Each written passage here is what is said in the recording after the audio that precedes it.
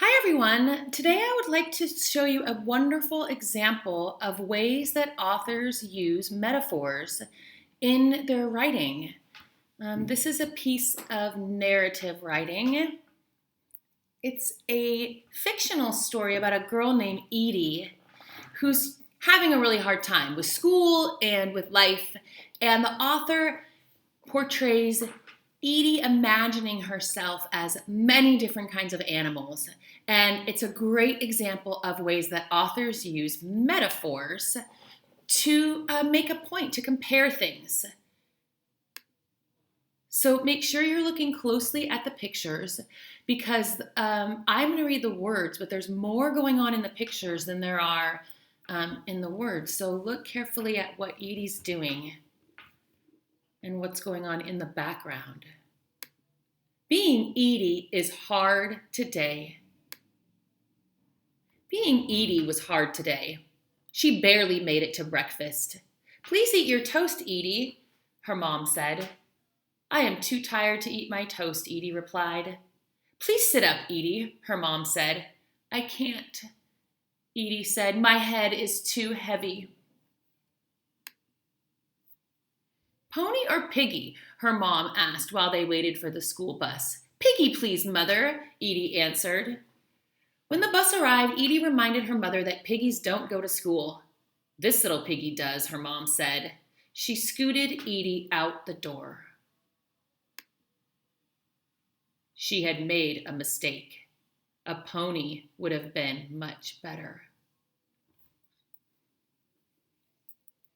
Make sure you're looking at the pictures and noticing that all the kids on the bus are animals. There's also little emojis above their heads that give you a clue as to how they might be feeling at that moment. While putting her things away, Edie thought for a moment about climbing into her cubby and maybe just hanging there, like a bat, until it was time to go home. In class, Miss Meany called on Edie to write on the board, but Edie didn't know the answer. I can't, she said. Why can't you, Edie? I have polar bear hands, she said and showed her. At recess, Edie sat in her favorite spot and ate her favorite snack, sardines. Only squids eat sardines, one boy said. Edie, the stinky squid, they sang. Edie, the stinky squid. And they circled her like sharks. Oh, to be a squid. See if you can find her classmates in this picture.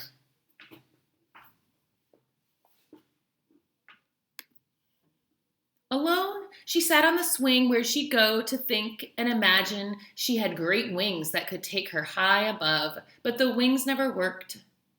So she decided to be a cheetah, the fastest, fiercest land animal on earth. Her stomach grumbled. The lunch bell rang. And she was off.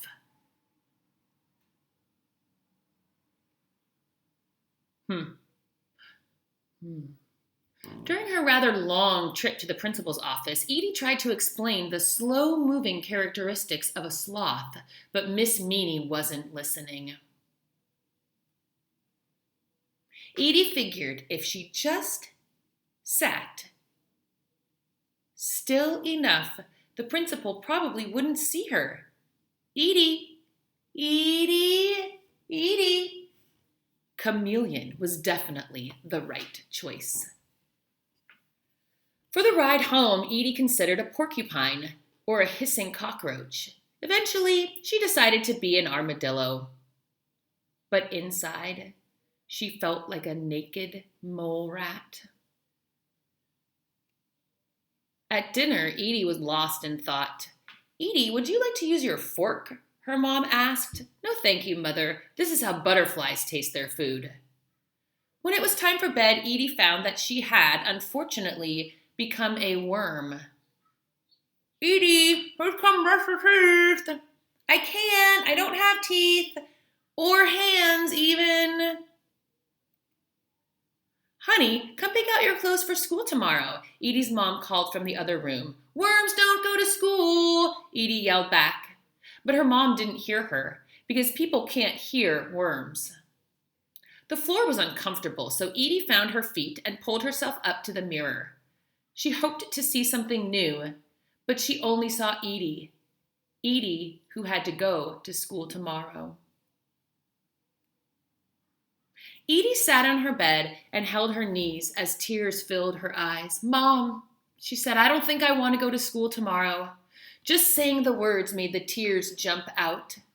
Her mom stroked her arm and let her cry.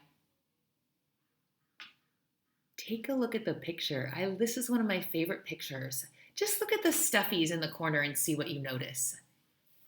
Did you know, her mom finally said, reaching out to collect a tear, that humans are the only creatures on earth that cry tears when they're sad? And no one really knows why. Edie looked up and wiped her eyes. I think I do. It's just like why the sky cries when it's sad, she said. I learned about it in school, Edie went on. The clouds get dark and fill up with tears, and then, when the clouds can't hold any more, the tears fall all the way down to the ground, where they help make flowers grow and make streams for animals to drink out of and take baths in. Edie's mom smiled. So, does the sky feel better after it cries? Oh yeah, Edie said. The clouds get all fluffy again and the sun comes out. Okay, on this page, the author is using the metaphor to compare people to the weather. And your eyes and your tears like clouds filling up with rain until they can't hold any more. And then after it rains, the clouds feel better and lighter. So this is another way that the author is using metaphors to compare how Edie's feeling, not just to animals, but also to the weather. Are you feeling a little fluffier? Her mom asked, pulling her in for a hug. Yeah, I guess. Like a fluffy baby owl. Hey, owls are nocturnal, you know, so I'm going to stay up all night. Night-night, Edie. Pony or Piggy, her mom asked the next morning. Piggy, please, Edie replied. No, wait, Pony. Are you sure, her mom asked. Pony and Piggy. And anteater frog, lemur, lion, hedgehog, and flying squirrel.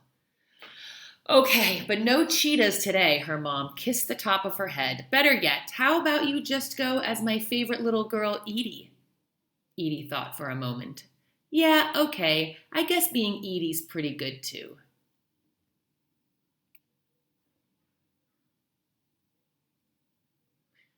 I just want to enjoy that picture on the last page. It's some beautiful artwork. Thank you for listening to this story and enjoying with me the way that the author uses metaphors.